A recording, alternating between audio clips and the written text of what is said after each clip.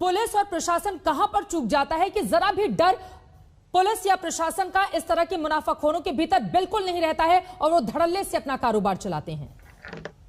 महत्वपूर्ण सवाल चित्रा जी।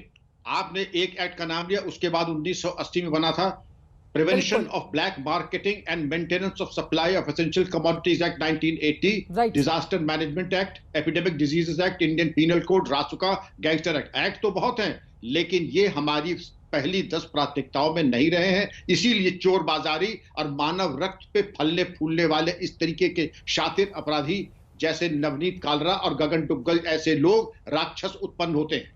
और राजनीतियों की बात करना मुझे शोभा नहीं देता है, वो बड़े ऊंचे पेडेस्टल पे हैं, लेकिन न किसी राजनीतिक दल के किसी नेता ने कोई गलती नहीं की। गलती दरअसल हमने की है, आपने की है, शर्मा जी ने की है, जो इस तरीके की राजनीतिक व्यवस्था में हम सांस ले रहे हैं, जिसमें कोई किसी को जिम्मेदारी नहीं है। जब तक कोर्ट कन्विक्शन न कर दे, राष्ट्रपति की तरफ से क्षमा याचना मंजूर है, तब तक सभी निर्दोष हैं। अरे कुछ कोई राजनीतिक शुद्धता भी होती है, कोई पाप बोध भी होता है, और ये चीज प्रिजम्पशन होता है कि अगर किसी ने इस एक्ट के अंतर्गत प्रथम दृष्टया अगर अवमानना की है, अवहेलना की है, तो मैं उम्मीद करता था कि राजनीतिक सत्तारूढ़ में जो शीर्षस्थ नेता हैं ऐसे अपने राजनेता के विरुद्ध ऐसी कार्रवाई करेंगे जो कि नजीर बने। वो चित्रा जी होने वाला नहीं है। तो इन्वेस्टिगेशन के ऊपर बात आती है, सीबीआई ना हमारी ना आपकी, वो हम सबकी भारतवासियों की है, दिल्ली पुलिस हम सब की है, और उम्मीद की जाती है कि वो सजा दें जो कि एक देश में नाम हो।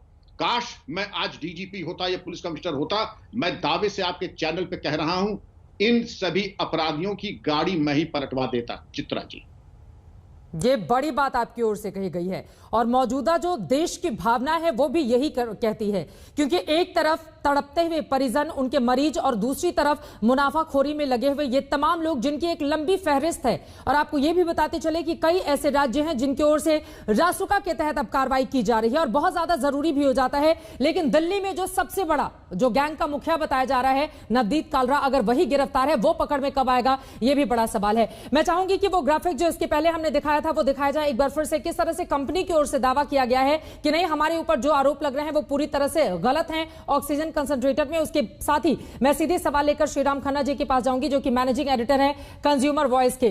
श्रीराम खन्ना जी, यहां पर जिन लोगों के ऊपर आरोप लगे हैं उनकी ओर से कहा जा रहा है कि नहीं, हमने पूरे नियम कायदे कानूनों का पालन करते हुए इस तरह से चीजें इकट्ठा की और दूसरों को मदद के लिए दिया गया। उनका यह पक्ष और जो मौजूदा स्थिति है, माना जा रहा है कि ये जो कॉन्सेंट्रेटर थे जो 20,000 रुपए 25,000 रुपए में बेचे जाने थे, उसकी कीमत 60,000 रुपए तक की लोगों की ओर से तय करके रखी गई थी। मैट्रिक्स कंपनी का यह दावा देखिए, जिसकी ओर से कहा गया है कि हमने कॉन्सेंट्रेटर की खरीद में कोई धोखाधड़ी नहीं की है, हमारे ऊपर लगाए गए आरोप पूरी तरह से गलत है, यह कंपनी दावा कर रही है। और जब्त कॉन्सेंट्रेटर को वापस सौंपने के लिए भी कहा गया है। श्रीराम खन्ना जी, किस तरह से देख रहे हैं इसका पक्ष आप, और कमजोर कहां पर है हमारा लॉ जिसके कारण ये लोग आसानी से उसकी कमियों का फायदा उठाते हैं? ऑक्सीजन कॉन्सेंट्रेटर जो है वो एक मशीन है जो आपके कमरे की हवा को इनपुट लेके और उसको ऑक्सीजन को कॉन्सेंट्रेट करके आप तक पहुंचाती है। उसका लिक्विड ऑक्सीजन से, जिसका कोटा सेंट्रल गवर्नमेंट और सुप्रीम कोर्ट और हाई कोर्ट के माध्यम से तय हुआ है, वो दो अलग चीजें हैं जी। वो लिक्विड ऑक्सीजन है जो गैस में तब्दील करके वो सिलेंडर में भर के हॉस्पिटल को सप्लाई की जाती है। ये जो कॉन्सेंट्रेटर है, ये मरीज अपने घर पे भी इस्तेमाल कर सकते हैं, हॉस्पिटल में भी कर सकते हैं।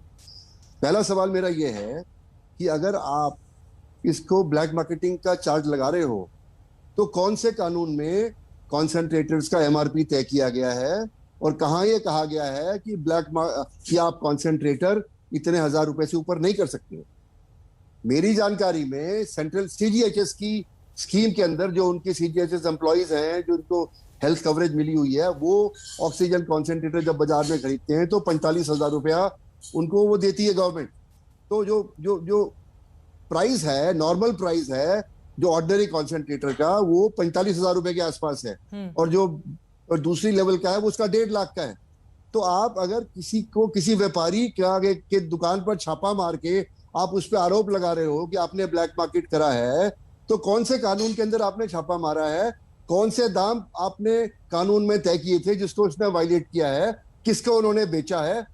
देखिए, पुलिस के लिए वाहवाही लूटने के लिए 2 मिनट लगते हैं। वो इनोसेंट आदमी को भी चोर और ब्लैक मटेरियल बता के उसको अंदर कर सकते हैं, फिर वो जमानत करता रहे।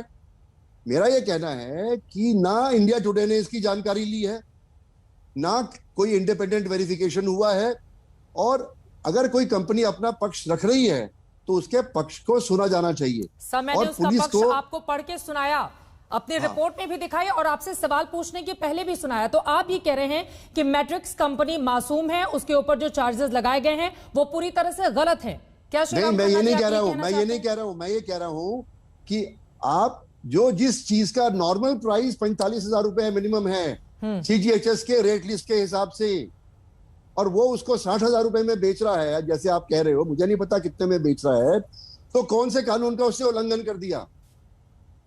कोई कानून है जो कहता है कि आप 60,000 से ऊपर, 40,000 से ऊपर नहीं बेच सकते? ये तो कोई कानून नहीं कहता। सीजीएचएस का जो पेशेंट है वो भी अगर 60,000 रुपए का खरीद के जाता है और गवर्नमेंट को बिल देता है तो गवर्नमेंट उसको 45,000 रुपए रिइंबर्स करती है, 20,000 रुपए जेब से देता है। तो ये कोई एसेंशियल कमोडिटी आपने क्लासिफाई नहीं करी है अभी तक।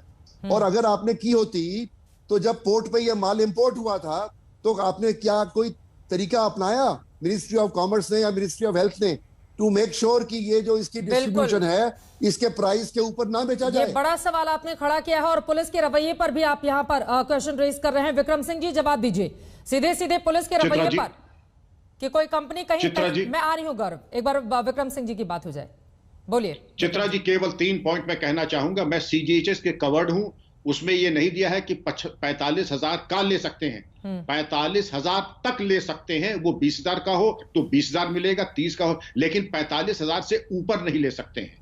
और ये किसी को छूट नहीं है। जैसे आपको अगर हमें जरूरत हो, हम अगर अपने लिए मंगा लेते बात एक है, लेकिन अगर हम 100 मंगा लें या आप 100 मंगा लें और मनमाने तरीके से मुनाफाखोरी करें और जनता को गुमराह करें और उसकी ट्रेड प्रैक्टिसेस के बारे में कोई भी हम व्यापार करते हैं, उसके मानक बनते हैं, गवर्नमेंट से परमिशन ली जाती है, उसके भंडारण को लेकर के कुछ मानक रखे गए हैं। ये नहीं कि अपने खाने पीने की दुकान में हम जाके उसका भंडारण कर लें, फार्म हाउस से भंडारण कर लें, मनमाना रेट लगा करके लोगों को हम ब्लैकमेल करके उसको बेचना शुरू कर दें। ये अनफेयर अनएथिकल ट्रेड प्रैक्टिसेस हैं और इसी के लिए कहते हैं एपिडेमिक डिजीजेस एक्ट में बड़े व्यापक नहीं तो जब ये बाहर से ले जाया जा रहा होगा